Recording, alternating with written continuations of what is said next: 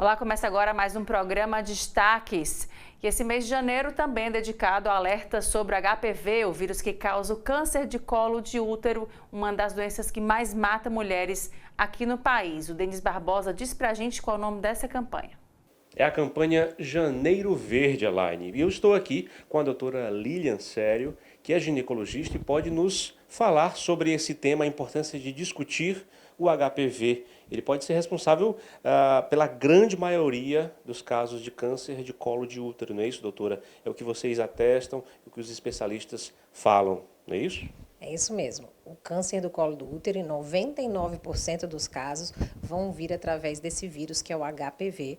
E por isso aí tão importante um mês dedicado a esse vírus, porque realmente previne câncer. E é um câncer que é difícil da gente diagnosticar, porque o colo do útero é escondido e a gente não consegue ver e nem ficar fazendo exame facilmente através de ultrassom, por exemplo, que muitas pessoas pensam, eu faço ultrassom todo ano, transvaginal, mas não tem nada a ver a transvaginal com o câncer do colo do útero. Doutora, essa investigação, esse cuidado com a saúde é essencial para que daqui a alguns anos não se tenha um agravamento e se descubra uma situação tão complicada e que afeta não só a própria mulher, mas todo o seio familiar. Isso mesmo. E o HPV também é responsável por outros tipos de câncer no homem, né? Por exemplo, a gente não pode esquecer disso. Mas é importante que a mulher visite todos os anos o ginecologista, porque, como eu disse, é um câncer escondido, né? Ele começa no colo do útero e o colo do útero está dentro da nossa vagina. Não tem como a gente ver, não tem como a gente sentir, né, com a mão. E ele começa devagar, vamos dizer assim. Ele começa com uma lesão pequena, que, se não tratada, ali, depois de vários e vários anos, vai virar o câncer do colo do útero. Então, se essa mulher tem o cuidado de a cada ano, né, ir no ginecologista, fazer o seu exame de prevenção, ela pode pegar esse câncer, que ainda não é um câncer no estágio inicial, e tratá-lo muito mais fácil do que deixar chegar nesse estágio do câncer. Muitas mulheres podem ter dúvidas sobre as possibilidades de tratamento. Cada caso é um caso, mas em geral o que pode acontecer se verificado alguma alteração. Isso, quando a gente vê que tem algo, quando a lesão é bem inicial, na verdade, às vezes o nosso próprio organismo consegue ter uma resposta imunológica e resolver o problema do vírus facilmente. Então, às vezes no início a gente só acompanha para ver se a nossa imunidade não resolve aquele problema. Se não resolveu depois de um período, aí nós temos as cauterizações no colo do útero para queimar essas lesões de HPV, para não deixar evoluir para o câncer. Mas se essa pessoa já chega num estágio mais avançado, aí sim, às vezes precisa retirar o colo do útero, às vezes precisa retirar o útero e às vezes precisa ainda de quimioterapia e radioterapia. Então, dependendo aí dos casos. Doutora, muita gente que está acompanhando as suas informações lembra que há alguns anos não havia a possibilidade de evitar o HPV. Hoje em dia há vacina e é preciso que os pais, principalmente, tenham essa atenção à saúde dos filhos, né? É uma prevenção que começa muito cedo. Exatamente, a gente está falando muito do câncer do colo do útero, mas o HPV, existe mais de 100 tipos de HPV, mais de 100 tipos desse vírus, que dão outras lesões, como umas verruguinhas que aparecem na genitália, que não são graves, né, não vai levar a um câncer, mas também são incômodas, precisam sim ser tratadas. E é isso, a gente tem que lembrar que hoje em dia existe uma vacina contra o HPV, é uma vacina que é fornecida pelo governo, pelo SUS, e ela é dada gratuitamente para crianças de 9 a 14 anos, é de importantíssima a utilização dessa vacina e muitos pais, infelizmente, negligenciam isso. E é uma vacina, inclusive é uma das únicas vacinas do mundo que previne câncer, né? Então, a gente tem essa oportunidade aqui no Brasil e todos os pais, sim, devem pensar nisso. Nós, adultos, também podemos utilizar essa vacina, mas o ideal é antes que a pessoa comece a ter relação sexual, mas a vacina acaba dando, sim, uma melhora na imunidade contra o HPV e pode ser dada aí em qualquer idade. Olha, dicas muito importantes sobre essa questão, o HPV, que causa tantos transtornos e pode, como nós iniciamos falando, causar o câncer de colo de útero. Doutora, quem chega a esse estágio, infelizmente, sofre bastante e, como eu falei, é um problema que afeta toda a família. Por isso é tão importante ficar de olho desde a juventude, desde o início da vida, para que a gente possa prevenir, né?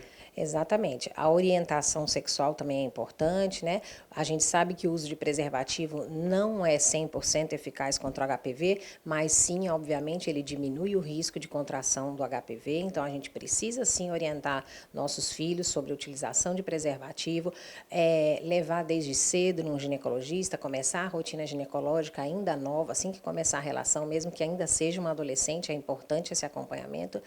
E o câncer, quando ele é descoberto num estágio muito avançado, principalmente do colo do útero, ele realmente vai dar grandes repercussões ali na família, né? Essa mulher começa a sangrar muito, um cheiro fétido, às vezes ela não vai logo no ginecologista, a família toda sente, e depois o tratamento, que infelizmente não é agradável, precisa de uma cirurgia, uma quimioterapia, uma radioterapia, e aí acaba envolvendo todo mundo.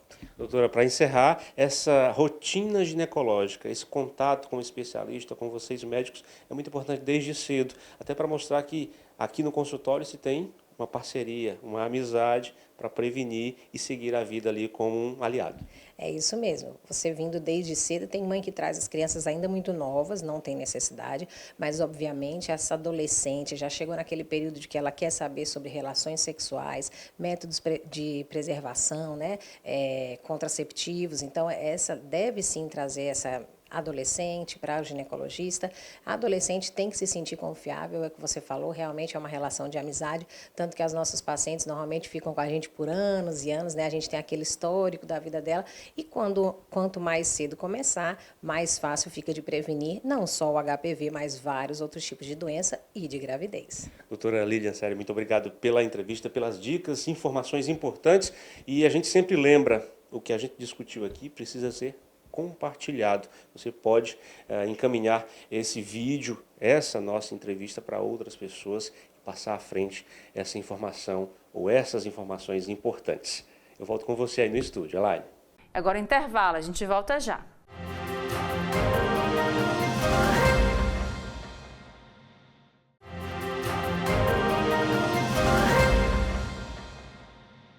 E olha essa dica, a Fundação Beto Studart de Incentivo ao Talento vai realizar na próxima quarta-feira, dia 29, o recital Projeto Cultivando Talentos Canta o Ceará e traz uma homenagem aos compositores e cantores cearenses. O evento é aberto ao público e vai ser realizado a partir das 18 horas no auditório Carlos Alberto Studart Gomes, do BS Design. Mudando de assunto, ainda falando um pouquinho de arte, a Orquestra Contemporânea Brasileira dá início à temporada 2025 com espetáculo especial no Teatro Via Sul Fortaleza, agora dia 30 de janeiro. O Concerto Festival Barroco promete encantar o público com clássicos de compositores renomados como Vivaldi, Bach, Handel e outros gigantes do período barroco. Mesmo em um ensaio longe dos palcos, com poucos integrantes de uma orquestra, já é possível ter uma ideia da beleza e do valor cultural da música clássica.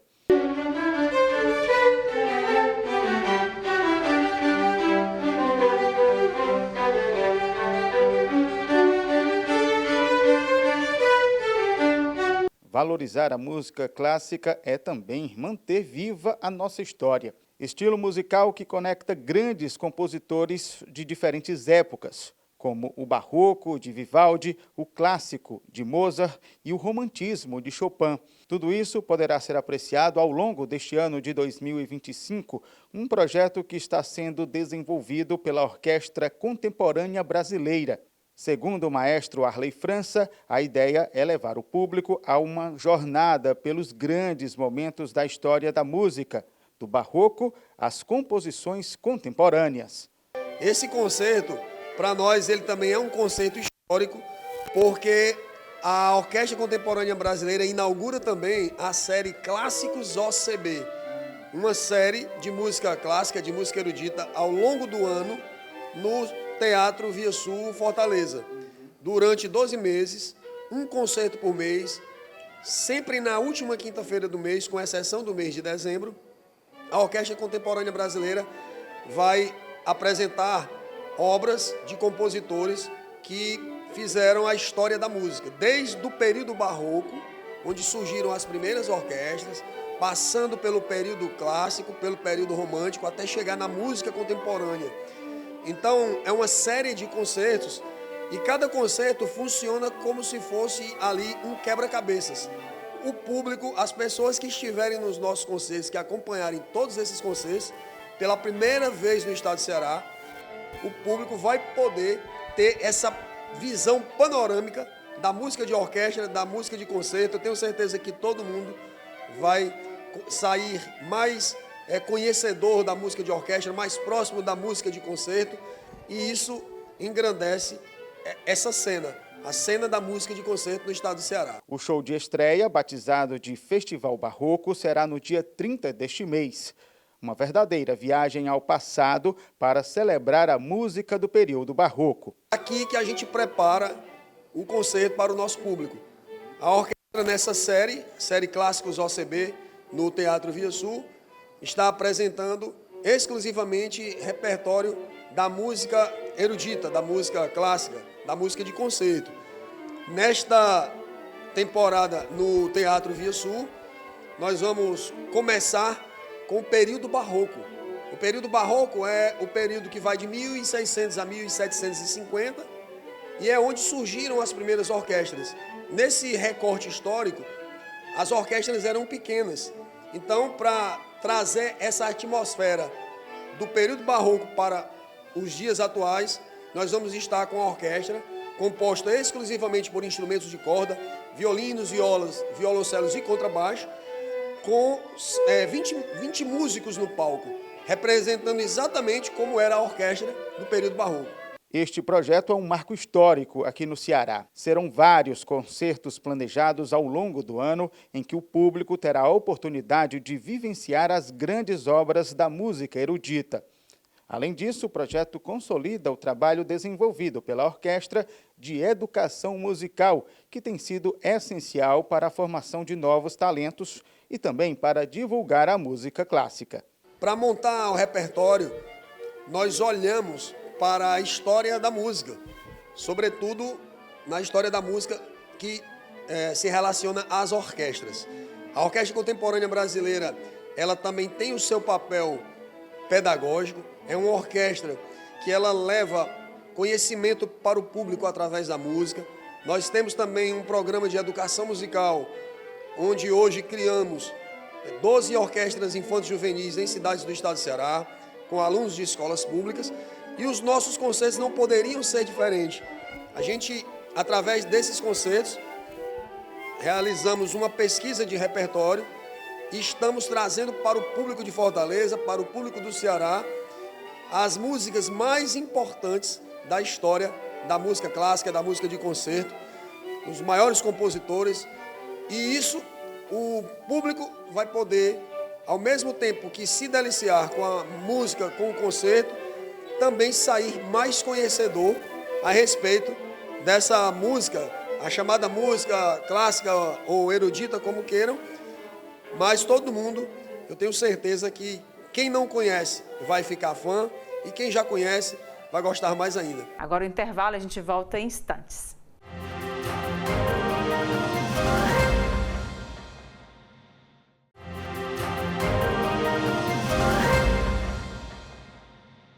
E a posse de Donald Trump como presidente dos Estados Unidos no último dia 20 de janeiro já traz consequências econômicas no mundo. Ele suspendeu a emissão de vistos para colombianos, isso aconteceu agora no domingo, e anunciou tarifas para o país. Além dessa decisão de suspender os vistos, a gente vê também outras decisões que ele já tomou, né? E sobre essa situação e muito mais, eu conversei com o economista Ricardo Coimbra sobre essas decisões do presidente, tanto para o mundo como aqui também para o Brasil. Confira.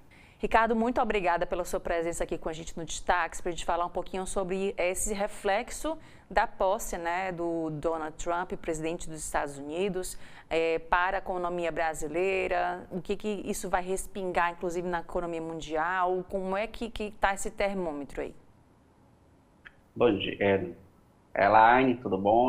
Vamos falar um pouquinho, né, do entendimento, quais são os reflexos, né, a respeito aí da posse do Trump, bastante aguardada, né?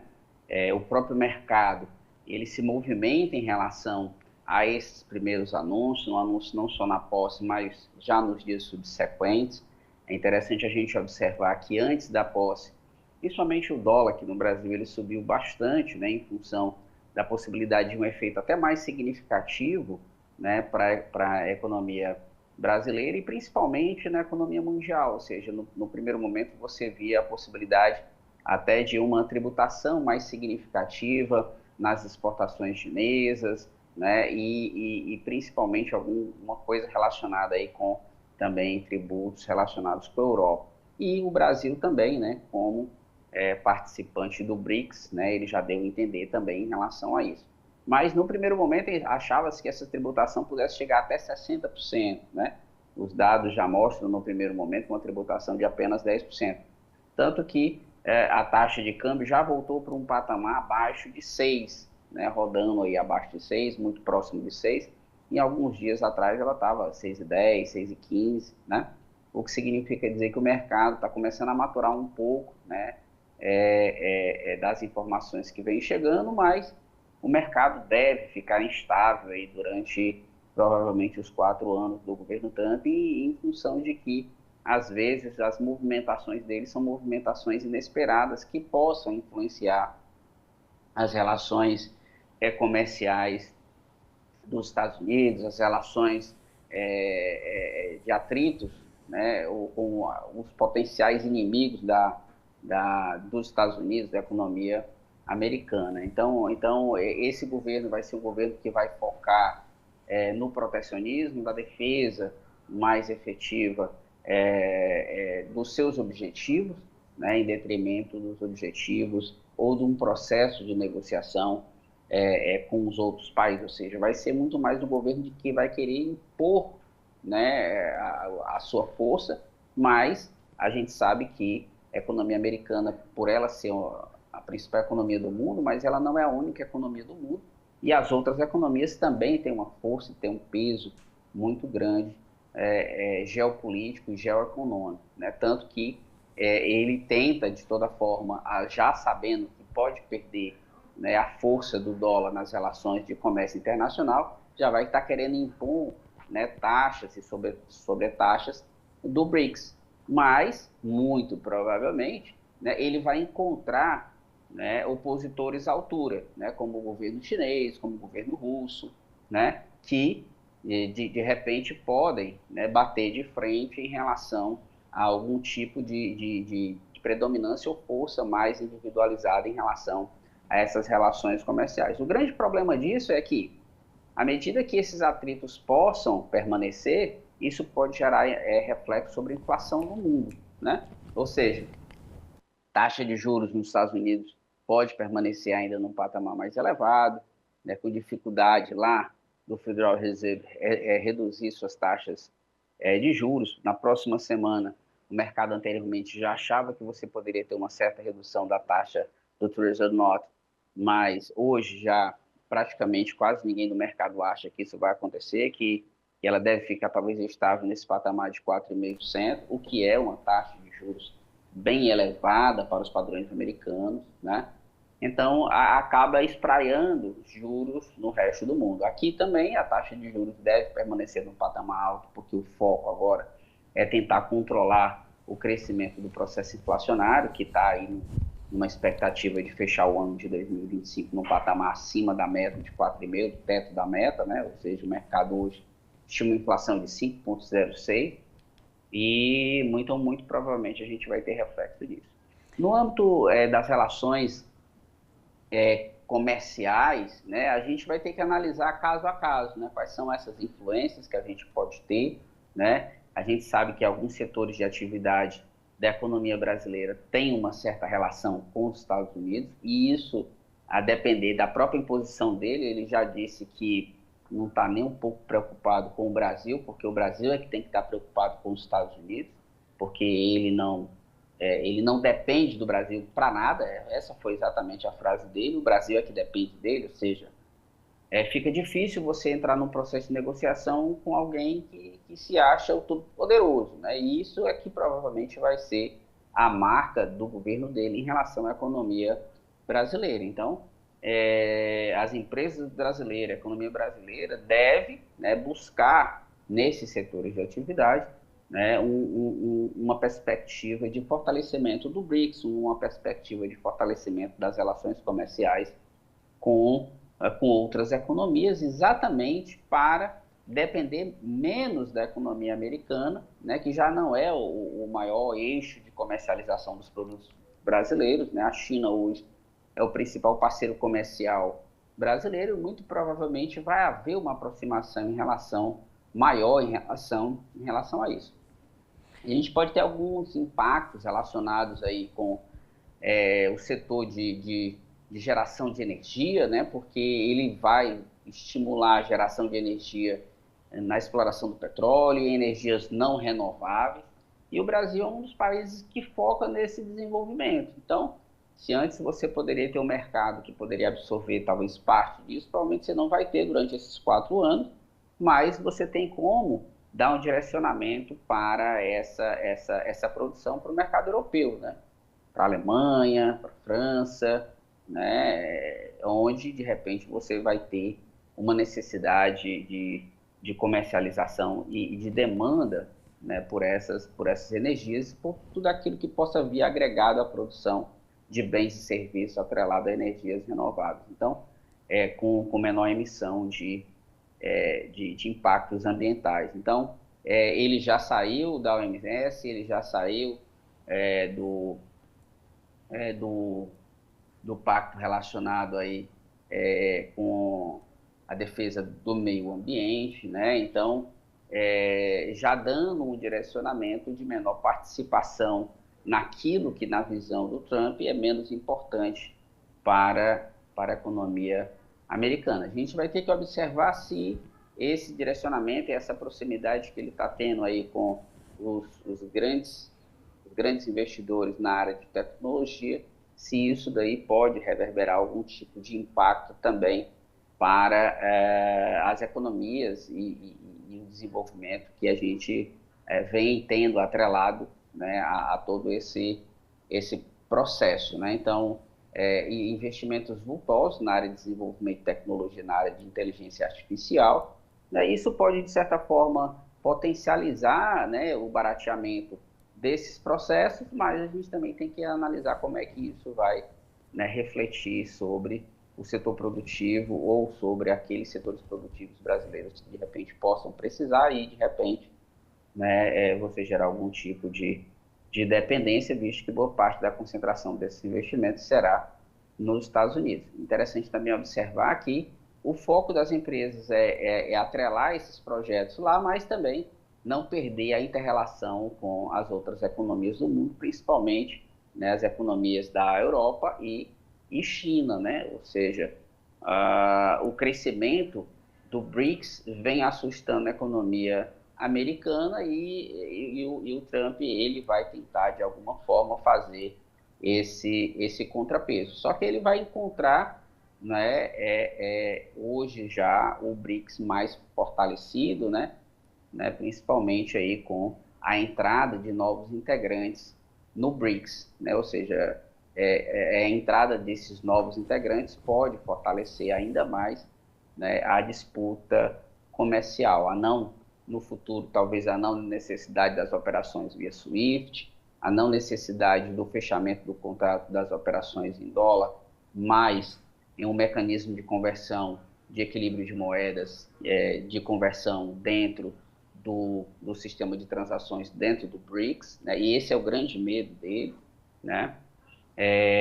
Porque aí você perde autonomia de 30%, 40% de tudo aquilo que é comercializado no mundo, né? Se você deixar de liquidar as operações via SWIFT e por um mecanismo novo de operação dentro dos países que compõem o BRICS e deixar de liquidar essas operações em dólar. Então, isso pode ser que ocorra. Vamos ver aí como é que vai ser aí a contraposição do BRICS à medida que ele for para cima, né, na busca do protecionismo americano. Tá joia, Ricardo. Muito obrigada por essa análise e até uma próxima oportunidade. Um abraço e até a próxima. Obrigada. E olha só que dica boa, que tal explorar a história do Ceará através de verdadeiros tesouros arqueológicos? O Instituto Tembetá, aqui em Fortaleza, celebra uma década de existência com um acervo de mais de 300 mil peças, incluindo artefatos pré-coloniais, urnas funerárias, cerâmicas históricas e muito mais. Confere o convite agora do arqueológico e cientista social Vinícius Franco sobre o Instituto. Gente, eu me chamo Vinícius Franco e represento o Instituto de Arqueologia e Patrimônio Cultural do Ceará, Instituto Tembetá. Nós somos ponto de cultura reconhecido pelo Estado do Ceará, museu e também instituição de guarda e pesquisa do governo federal. Funcionamos de segunda a sexta-feira, de 11 às 17, e vai ser um prazer enorme nesses nossos 10 anos de vida recebê-los e apresentar um pouco do nosso trabalho. Recado dado, então anota aí. O Instituto fica na rua Gervásio de Castro, 302, no bairro Farias Brito. O espaço está aberto à visitação de segunda a sábado, das 10 às 17 horas. Os agendamentos podem ser feitos pelo e-mail tembetaigp@gmail.com.br ou pelo telefone que está aqui abaixo. E o Destaques fica por aqui com essa super dica, não vai perder não, tá? Obrigada pela sua companhia e até o próximo programa.